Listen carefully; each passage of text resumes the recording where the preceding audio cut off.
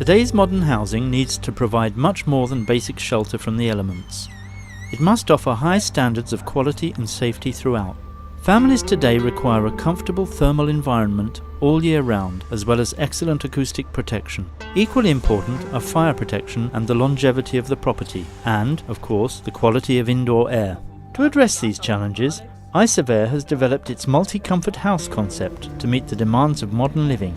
This requires the highly efficient installation of all construction elements, including doors and windows, a ventilation system with heat recovery, as well as high-quality installation work when connecting all components.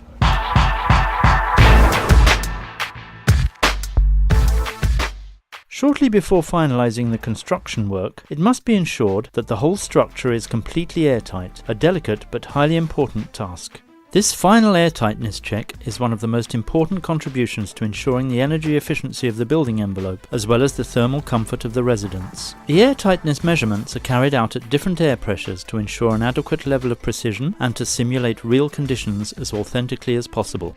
After windows and doors have been closed, all pipes and ventilation shafts are covered with elastic orange balls. A fan draws the air out of the building until a pressure difference of 50 pascals is generated between the inside and the outside of the building. After that, the flow rate needed to maintain this pressure difference is determined. 50 pascals simulates the pressure on the construction and corresponds to a wind velocity of 30 km an hour. A computer controls the speed of the motor that is used to vary the pressure applied to the house in its entirety. The pressure has to be applied in both directions, in and out, causing overpressure on the one hand and underpressure on the other hand. The technician may change the quantity of air exchanged by using various cylinders on the blower. The building envelope could be compared to an elastic membrane reacting to pressure differences. The computer measures and displays the different response times. A series of air exchange values is recorded, which correspond exactly to the volume of air escaping from the building. The relation between the air exchange established at a pressure difference of 50 pascals and the volume of a room provides the N50 index. This value represents the percentage of total renewals of the room's air volume in 1 hour at a pressure difference of 50 pascals. Experience has shown that it's useful to combine the blower door test with IR thermography, as this is a method of making leaks directly visible. At this stage of the construction work, the Vario membrane is still accessible. Therefore, small corrections with the Vario tape are possible.